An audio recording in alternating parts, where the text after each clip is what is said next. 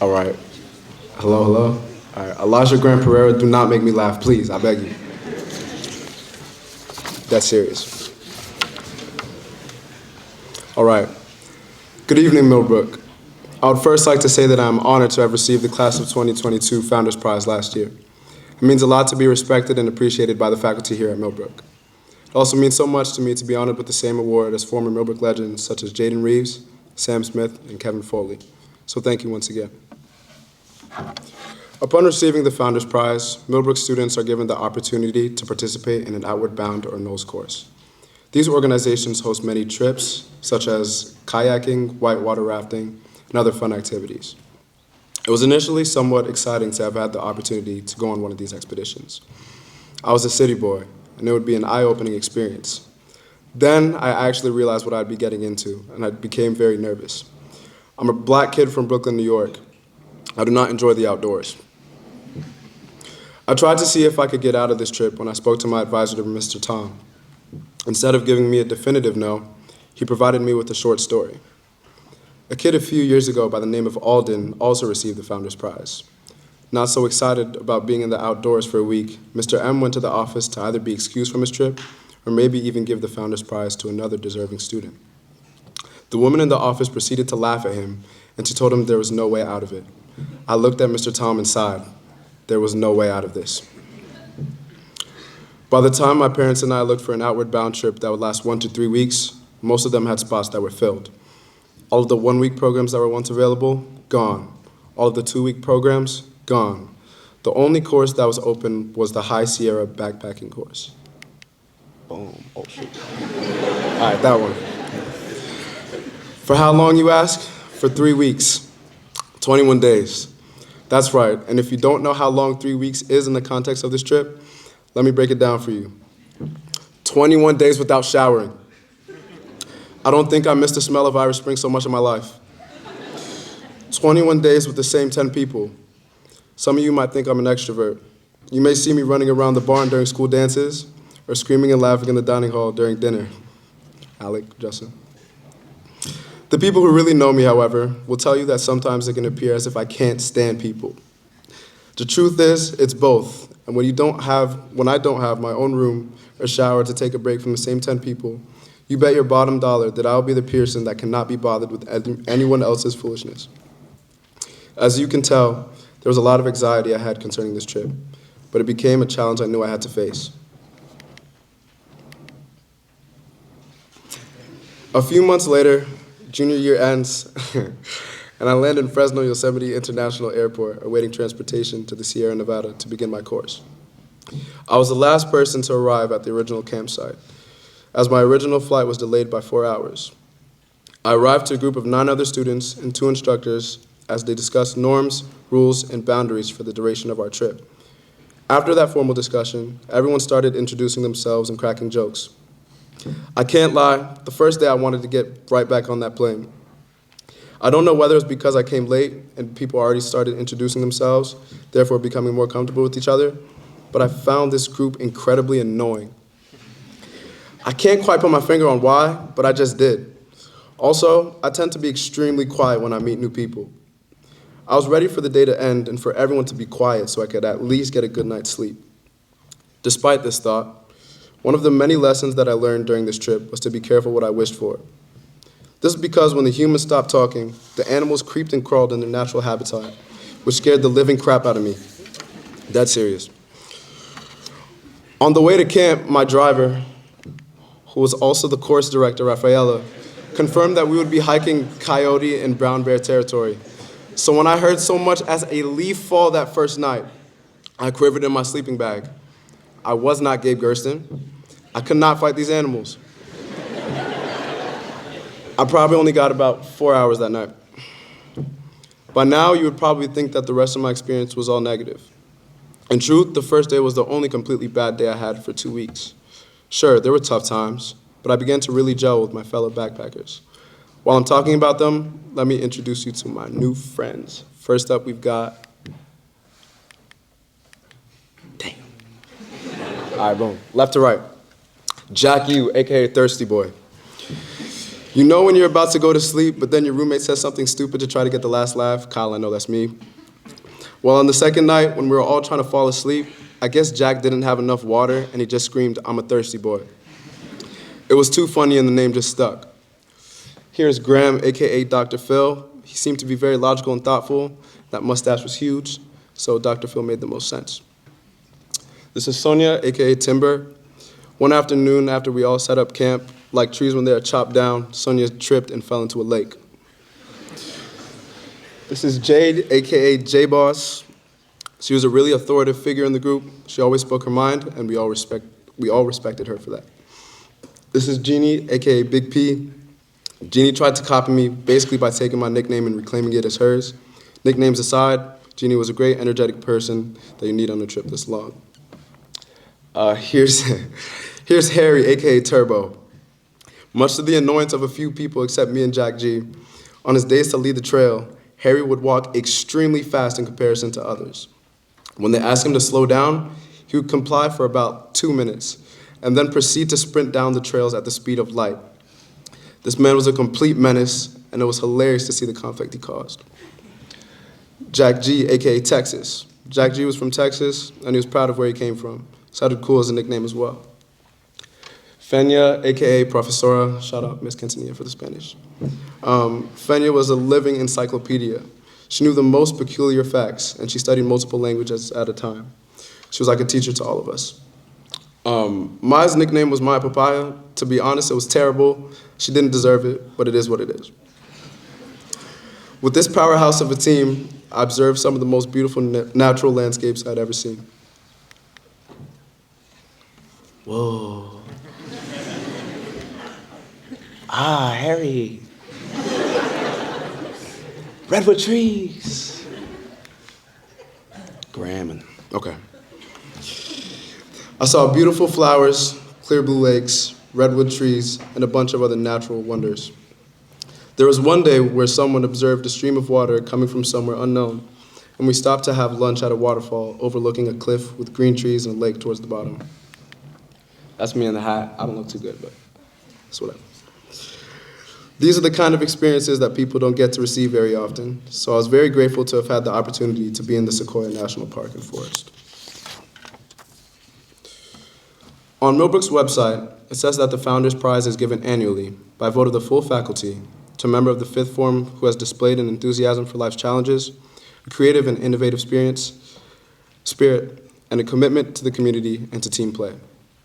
I want to focus on the challenge piece for the remainder of this chapel talk. I thought the challenge of just being in the Sequoias for 3 weeks would be the only thing I would have to conquer. It turns out there are many more. There would be small ones like getting devoured by mosquitoes. Especially during the first week, I'd wear a fly net over my head during the day just to get bitten 15 times every night. It got to the point where I had to fall asleep in my fly net for several days. I still feel like I'm getting bitten right now as we speak.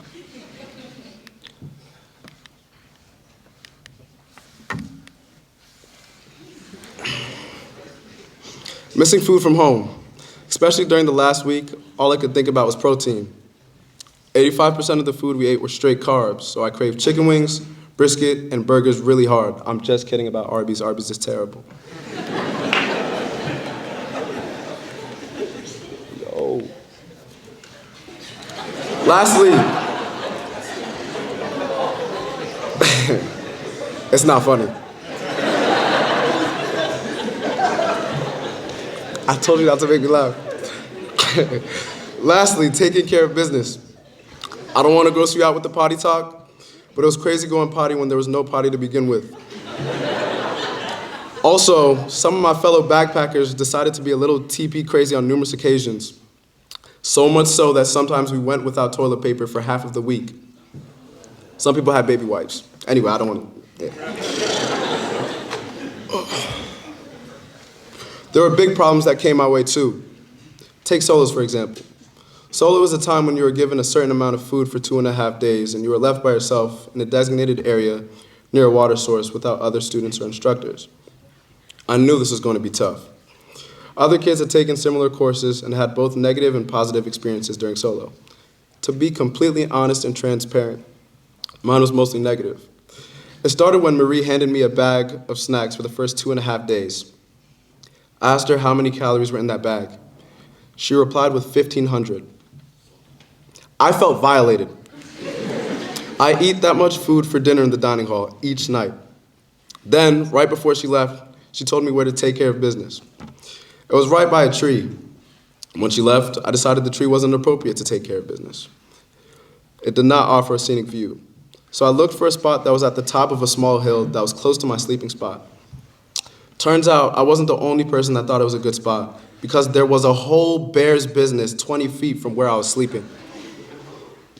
I was convinced that I would die. Speaking of wildlife, there were these annoying animals called marmots, and they routinely tried to take my sleeping bag away. I had to constantly chuck rocks and sticks at them throughout the day. Thankfully, they left me alone at night. Boredom was also an issue for me. At one point, I wrote a workout plan for when I returned home. Then, I started writing a summer study plan in order to get ahead in all of my classes when I returned. I did not end up executing my plan, but I'm doing okay in these classes now. At least I hope I am, especially Ms. Clisby's class, as Kyle said. I love you. I even created a list of songs that I wanted to listen to when I returned to civilization. This turned out to feel more like torture than an effective way to pass the time because I missed music too much. My favorite part of the trip was probably waving at Texas, who was at the other end of the lake. He was the only person I could see for these 2.5 days. When he waved for the first few times, I think he was just being friendly. When he waved the last few times, on the other hand, I think it was because he was in desperate need of human interaction. I heard him screaming once for about 10 minutes, and I later found out that Texas was so mad during solo that he threw his water bottle against a rock several times until it shattered into tiny pieces. Texas also told me that from his perspective, I walked back and forth by the lake as if I was a zoo animal in containment. I was unaware of this, but after further reflection, I realized that I was probably thinking about food when I was pacing back and forth. The 1,500 calories that I was given obviously did not last very long. They lasted maybe a day and a half. I tried really hard. I cheated a little and ate a tuna packet and some fig bars that I was not supposed to have during the second day, but I was still hungry. For this challenge, there weren't a lot of things that I could do. I just prayed a lot and hoped for the whole experience to end until it did. My first major challenge was finally completed. My second challenge is hopefully something that I'll never have to experience again.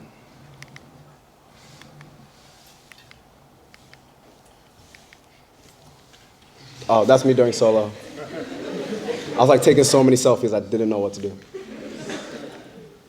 Oh, all right. Lightning is my greatest fear. During the last few days of a backpacking expedition, instructors remained 1 mile away from students, only being able to communicate via walkie-talkie. The week prior to our final had seen an abundance of meaningless conflict against other students that could only be resolved by instructors. Surprisingly though, our first day of our final went incredibly well.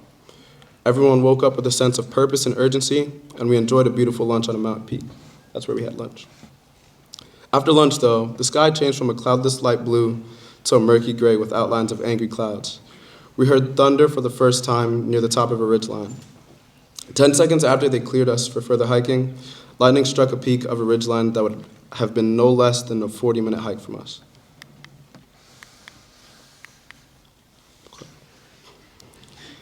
We immediately got into lightning position. Hail started falling too. It was in this moment that I began to panic, the first stage of fear. When one is in this stage of fear, there's a feeling of helplessness with no appropriate action in mind to combat it. We were at high elevation. We were also the tallest things around us. Our instructors ordered us to walk down to a flat valley beneath us. My adrenaline got the best of me. I went the whole way down the slippery terrain in about 5 minutes, hopping, skipping, and lunging from rock to rock with an agility and speed I never knew I possessed. If I ran that fast consistently, Usain Bolt would fly to Brooklyn to watch me run. Oseni Buddha would lose to me in a race, and Matt Dale would, maybe not. This was the second stage of my fear, referred to as the action stage. In this moment, one acts upon their fear the only way they know how, whether logically or illogically, to eliminate the overpowering panic they've recently endured. Our instructors jogged down a nearby mountain and spotted us. They instructed each of us to spread out and get into lightning position, assuring us that we would be okay. The intention of this promise was positive, but my tank of adrenaline from hill running was running on empty. Every thunder crack and flash of lightning resulted in hyperventilation and praying to God for mercy. I was in my third stage of fear, which is panic part 2. Running down the rocky hill made me feel like I was somehow outrunning the storm, consequently giving myself a sense of control. When the control was taken away from me and I sat down, it felt even worse than panic part 1. I'd attempted the only thing I could think of to resolve my problem, and it didn't play out the way it was supposed to. Panic part 2 lasted about 20 minutes. I began to think about my potential death. What does death feel like? Will I feel anything if I get struck? How will people remember me? Is God satisfied with the work I've done on earth? These questions I asked myself continued to get deeper and deeper, resulting in increasing levels of anxiety.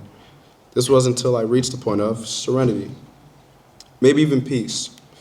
My fourth and final stage of fear was me coming to terms with my fear, and most importantly, my life. As opposed to dwelling on the what-ifs of my dilemma, I instead happily thanked God for the life given to me, thought about the great people my friends would be, and checked on the people panicking around me, attempting to comfort them in a moment I knew all too well. Oddly enough, my final stage of fear that day was the most present time I had had during my trip. I was fully focused and observed what was around me. Despite the storm, I was surrounded by beautiful mountains, unique wildlife, and kind people. It taught me a lesson about fear. Sometimes panic is unavoidable, but when it is, attempt to avoid it at all costs. Panic fosters rash decisions and triggers unproductive emotions. Stage 4 of fear is the most ideal. Reaching a point of serenity within a moment of fear does not necessarily mean your fear is totally conquered or non-existent anymore. Reaching a point of serenity is more so being present in your fear and acknowledging that things can go right or wrong, but they will happen anyway. It is not always for you to control. The last week was fun. While on trail, we spotted a mama bear and her cubs. I tried to take a picture of them, trying to, overcome my fear, but a tree initially blocked my shot. I turned back around with my disposable camera for a better second picture, but this time the bear stared me right in my face. When I tell you I turned my head so fast. We all said our goodbyes the next morning, and we all went to the airport so we could all go home. As I boarded both planes, I looked at all the other people like, you have no damn clue what I've been doing for the last 3 weeks. I called my mom during my layover in Utah and made sure that there was barbecue when I got home. I also watched Matt Stoney and Joey Chestnut videos on the plane to get me in the mood to eat once I arrived. It was good to be back. Before you all leave, there are a few people I would like to thank. First up, I would like to thank God for watching over me during this expedition. I definitely prayed the most I had ever prayed in a 3-week span, and my prayers were answered almost immediately every time. I would also like to thank my parents. Thank you for supporting me in everything I do. You may not be mentioned so much in this chapel talk, but you are central to every decision I make, and you are central to every award I earn. My achievements are a result of your hard work and love. I love you guys very much. I would like to say thank you to Mr. Tom. This man is just a powerhouse of a person who should be appreciated every day on this campus, but he is also an incredible advisor as well. Lastly, I would like to thank you all for coming to my chapel talk today. Have a great night.